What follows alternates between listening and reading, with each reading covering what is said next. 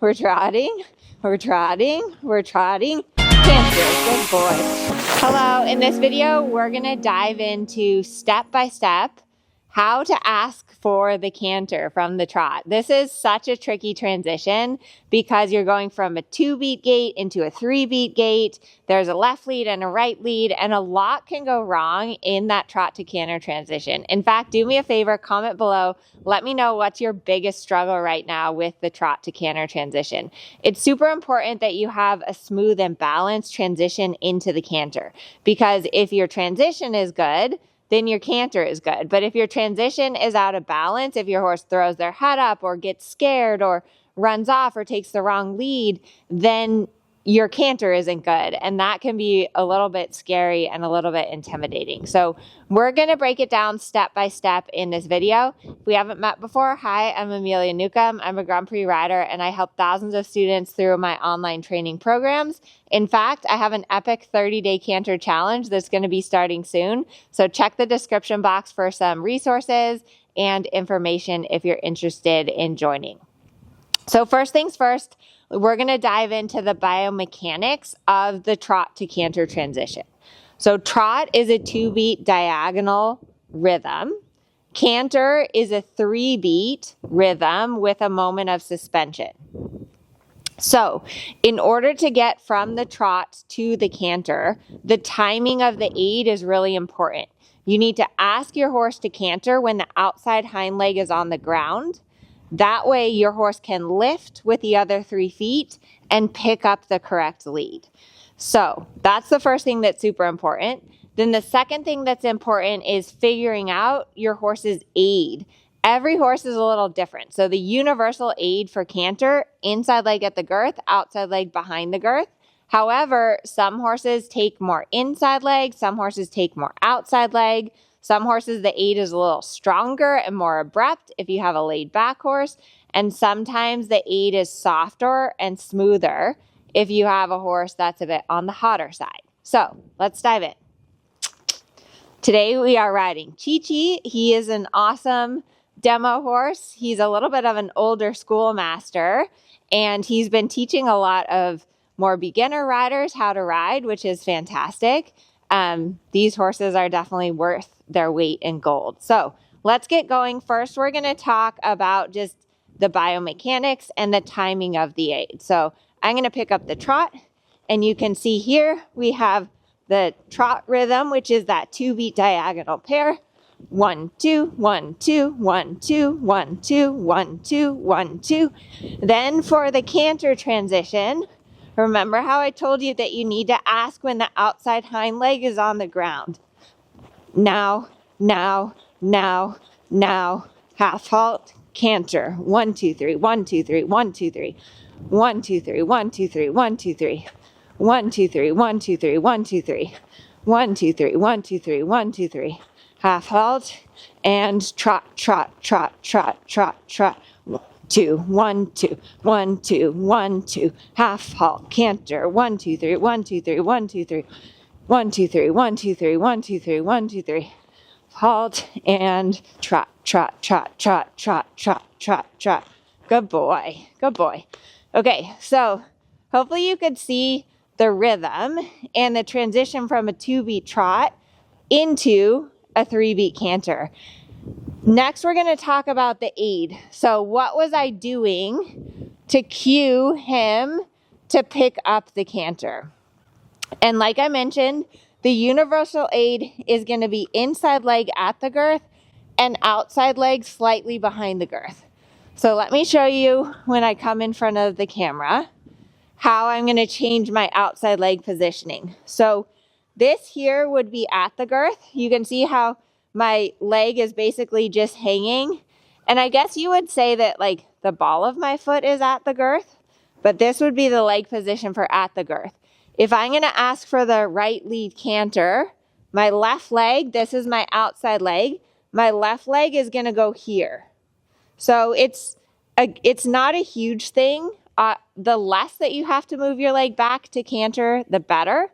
But it's a clear change in positioning from at the girth to behind the girth when you ask your horse to canter. And the hard part is that that has to be done in the right timing, right? You have to do this when the outside hind is on the ground in order to get your horse to canter. The other thing that's really important is that when you do this, that your upper body doesn't change. So a lot of people accidentally, when they ask for canter, lean forward, hands come up, and then you're super out of balance, and it's not going to be comforting for you or for your horse when that happens. So let me show you. I'm going to try to ask for the canter right when I'm in front of the video camera so that you can see, hopefully, that cue that I'm going to give Mr. Chi-Chi here. So here we're going in our trot, trot, trot, trot, trot, trot, trot, trot, trot, trot, trot, and half halt canter. Oh my gosh. I think he a little bit anticipated that. This horse is so wonderful and so smart. Let me try again so that I can actually show you. It's wonderful to have a horse that's thinking ahead, but you do want them to wait. Wait, wait, wait, canter. Good boy, good boy. And that might have been a little, like, ideally, I don't want to have to put my leg that far back. I was a little bit exaggerating so that you could see it. So, no, wait, we're trotting, no, we're trotting, we're trotting, we're trotting, we're trotting, canter, good boy, good boy, good boy. If your horse starts anticipating the transition like he was doing, then what you want to do, good boy, is just wait in the trot, like just keep trotting until your horse is waiting so that you can actually cue your horse. But hopefully you could see the importance of the timing, getting in rhythm with the trot and then the canter rhythm, and then also this very subtle cue of moving your leg back. Of course, it doesn't always work. And so if you're still struggling with your canter transition, check out the description box. I have a bunch more resources. Everything is going well until it comes time for the canter. You feel your body start to tense. You tip forward, you hang on the reins, your heart starts to race, and you're praying for a smooth, balanced transition into the canter. But your mind starts filling with the what ifs. What if I lose control? What if he bucks? What if he bolts? What if I get the wrong lead? What if I lose my balance? There is something so amazing about the wave-like motion of the canter. Feeling your seat swish from the back to the front of the saddle, hearing your horse's footfalls across the ground, and feeling the breeze across your face. With the 30-day canter challenge, you can ride the canter of your dreams. But here's the problem. No horse is born with a round, smooth, or balanced canter.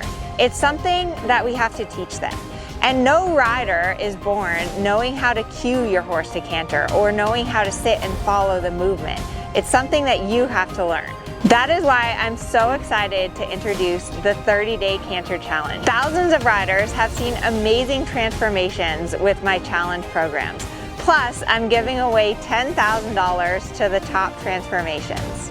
This challenge includes groundwork and trot exercises to get you ready for the canter, rider position so that you know exactly how to sit and connect to the canter, the Canter Aid playbook so that you know exactly how to cue your horse for the canter, my favorite exercises and patterns to set you up for a smooth and balanced transition into the canter, problem solving and training plans to help you with your specific issues and needs, live trainings, and more. With over 30 pre-recorded video trainings, you will have a plan and know exactly what to do with your horse every single day. Get ready to make more progress in the next 30 days than you have all year long. Simply click the link below to get instant access to the course. The hard part about the canter transition is that every horse is a little different. I haven't ridden this horse very much, and so that's part of why I think he was maybe anticipating, because maybe I was accidentally cueing him for the canter, or maybe I wasn't clear enough. And so every horse is a little different, and you have to kind of figure out that cue that works best for your horse. Let me know in the comments if your horse uses more inside leg for the cue or more outside leg for the cue. And don't forget to subscribe. I post a new video every single Wednesday. and I hope to see you in my 30-day canter challenge. It starts on May 1st.